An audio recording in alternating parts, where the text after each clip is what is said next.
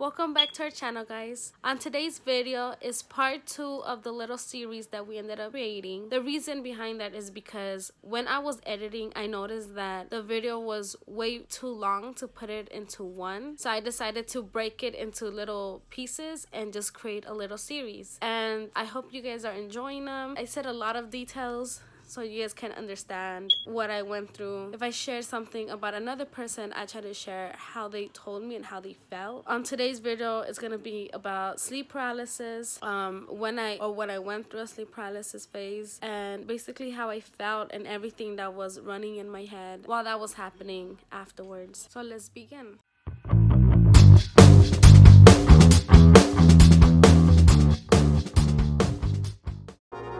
Have you ever had sleep paralysis? Yeah. You have? I don't know what that is. Sleep paralysis is like when you're awake, but you can't move.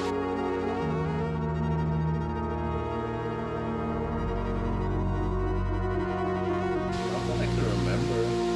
I had one a couple months ago, and it was super weird because, I mean, okay, my grandma, his mom, not just passed away, but she, it feels like recently because she's, really close to us, so it feels like it was just yesterday. But I've dreamt with her a couple times throughout the time that she's been passed away. So dreaming of her is normal to me. But there was this one time where it was a weird dream because I always dream her like either my cousins trying to bring her back or me missing her so much. So I kind of feel like those dreams are just, me missing her.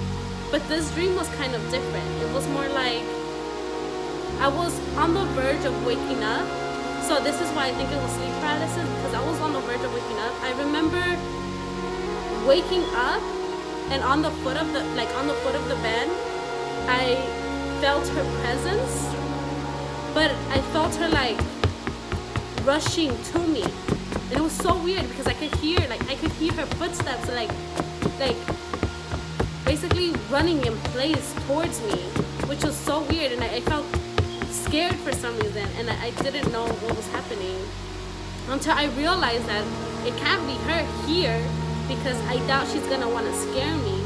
So I remember I opened my eyes, and at that time I was watching YouTube videos on my phone, and I had my pillow here and I had my phone here, and my hand was here. And I remember looking at my phone and I couldn't move. Like I could, like, no matter what I did, I couldn't move, but I was looking at my hand, and I was like, okay, I have my phone in my hand. All I have to do is move my thumb to call my mom or to call my boyfriend. That's all I have to do is call somebody, because I felt unsafe and I couldn't move anything. Like I couldn't even. And then eventually, I noticed I couldn't. No matter how hard I tried, my hands weren't moving, my fingers weren't moving, like I couldn't move. So I remember trying to scream for my mom, like in my brain I was saying, Mom, help me, I can't. And I was like, help me, and I couldn't. No matter how loud I screamed in my head, I couldn't get to my mom. So I remember a long time ago, because I've had a lot of episodes where I didn't feel safe, or where I felt something around me that wasn't there. My mom has always taught me to say, te arrepiento en el nombre de Jesús. So in my head, I screamed as loud as I could. And as soon as I said that, I got all mobility back. And I turned around and I was like, what the hell? But I was still panicking because I'm just like, what just happened to me? And I knew my mom was asleep, so I called my boyfriend, and I was like historically crying, and I was like, this is what happened to me, and I told him what was happening to me, and I was like, just don't hang up, because and then the next morning I told my mom what happened, and to help me calm down, she has a cross, a Jesus cross. She had it in her room. She put it in my room, and she told me what side do you sleep in, and then she put it in my room just so I could have like peace of mind. Well, in the other house that you were saying, when we were little, I just remember like I was sleeping and I just kept hearing voices laughing at me in my head.